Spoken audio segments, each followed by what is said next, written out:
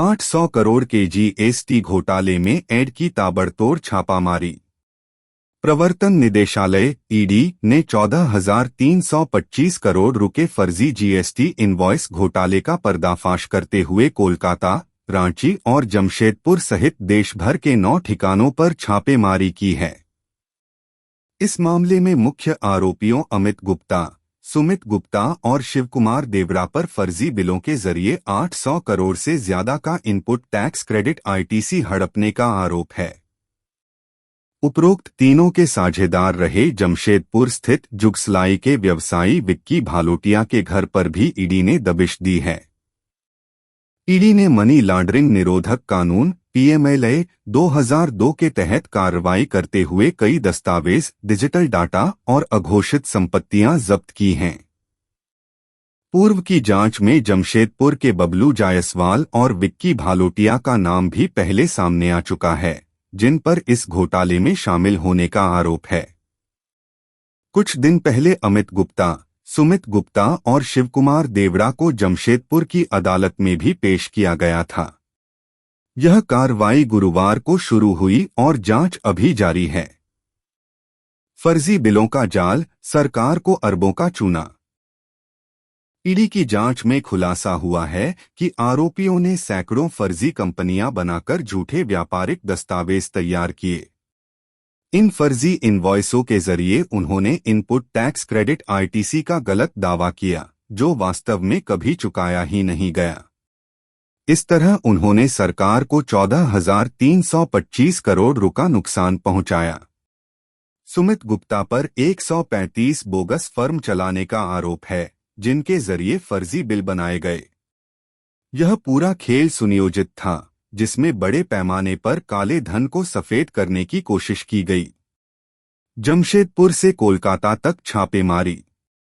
ED ने गुरुवार को कोलकाता, रांची और जमशेदपुर में एक साथ 9 ठिकानों पर छापेमारी की। इन जगहों पर आरोपियों के दफ्तर, घर और अन्य संदिग्ध ठिकाने शामिल थे। छापेमारी के दौरान ईडी ने कई अहम दस्तावेज, कंप्यूटर डाटा, बैंक खातों की जानकारी और अघोषित संपत्तियों के सबूत जब्त किए। जमशेदपुर में इस मामले की गूंज पहले से थी, क्योंकि यहां के कारोबारी बबलू जायसवाल और विक्की भालोटिया पर भी ईडी पहले कार्रवाई कर चुकी है। सूत्रों के मुताबिक ये दोनों इस घोटाले की अहम कड़ी हो सकते हैं। जमशेदपुर का कनेक्शन। गुप्ता, देवड़ा और अन्य। जमशेदपुर इस घोटाले का एक बड़ा केंद्र रहा है।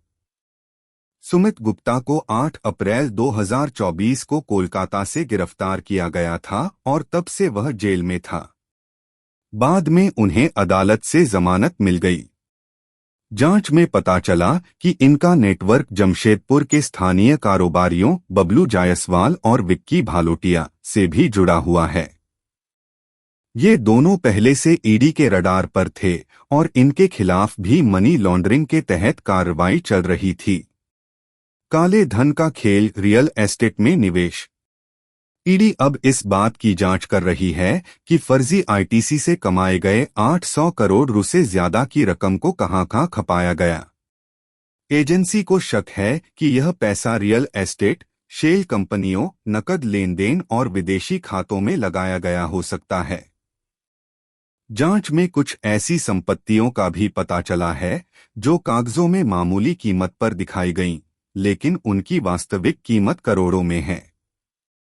ईडी इन संपत्तियों को पीएमएलए के तहत जब्त करने की तैयारी में है। आईटीसी का दुरुपयोग कैसे हुआ? इनपुट टैक्स क्रेडिट आईटीसी एक ऐसी व्यवस्था है जिसमें व्यापारी अपने खरीदे गए सामान या सेवाओं पर चुकाए गए टैक्स को अपने बिक्री टैक्स से समायोजित कर सकते हैं। लेकिन इस मामले में आरोपियों ने फर्जी बिल बनाकर ऐसा दिखाया कि उन्होंने टैक्स चुकाया है, जबकि हकीकत में कोई लेन देन हुआ ही नहीं।